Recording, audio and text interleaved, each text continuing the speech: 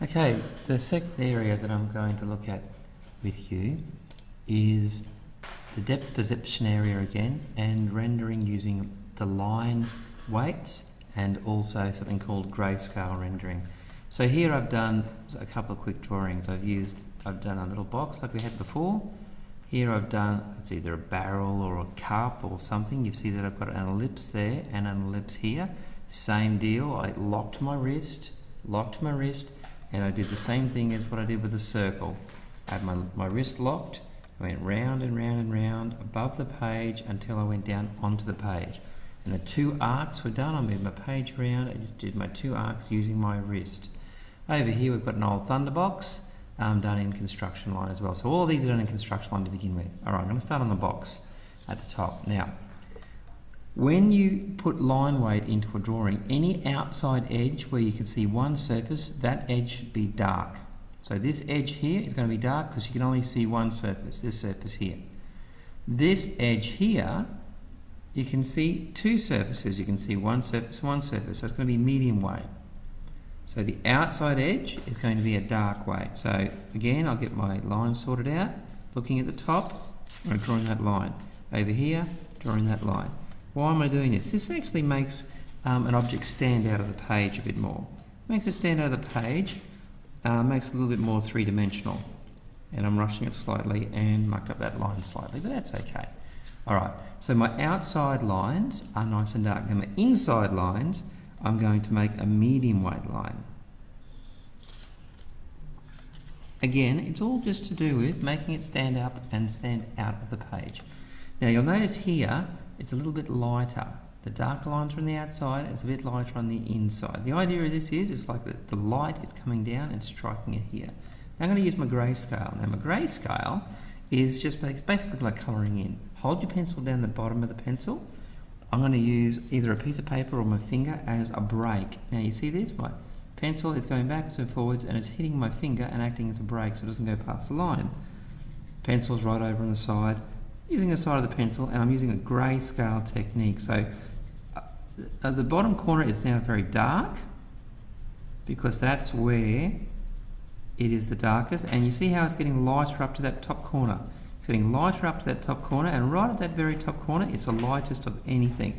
Now that top corner there is meant to be light because again I wanted this whole thing here to jump out of the page. So I'm making it darker and using my finger to stop it going past the bottom of the line. And it's like colouring in, yes, but it's not colouring in, it's grayscale rendering. There we go. So that one surface now grayscale, it's lighter here, it's darker here. And now I'm going to do it here. This part here is going to be light here, it's going to be dark there. Now I'm going to turn it around to make it easier for myself. Dark down the bottom. Always start with your darkest position and work up to your lightest position. Doing it quickly now, shouldn't be doing it as fast, but I am. Yes, I do cover my whole surface. I'm going to start in a dark position, work my way up to the lightest position. Notice also, both surfaces have been rendered, or my strokes are going in the same direction. Okay, they're going in the same direction. I'm not scribbling everywhere. All the strokes are going in the same direction. Okay, back around the right way. There we have it. And you can just get your finger in there if you want and just blur that out a little bit. Okay, want to neaten it up, just grab the friendly eraser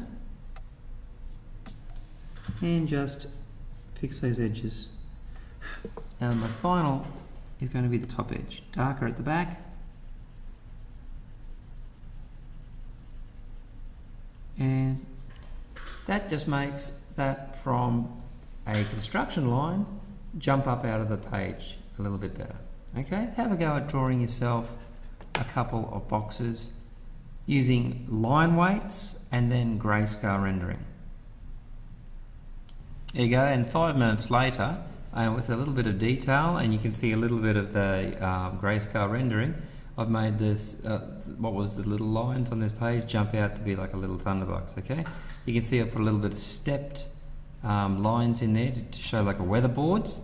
I've got darker lines there, I've got lighter lines there to try and enhance the weatherboards there as well, and a dark area in behind here too. Okay, I haven't done the cup yet, I might get there later. Okay, you can see with the barrel, all I've done is line weights. The outside lines are dark, the inside lines are all medium weight. There's no rendering on that yet, and it doesn't jump out of the page as much as the Thunderbox. Once I render this as well, it will jump out of the page much more. I'd like you to have a go at some different shapes. This could be a cup, it could be a barrel, it could be a glass, it could be a bottle with the circle shapes. Square shapes lend themselves to buildings, to boxes quite well. So have an experiment, draw about 3 or 4 different shapes and have a go with those line weights and the rendering.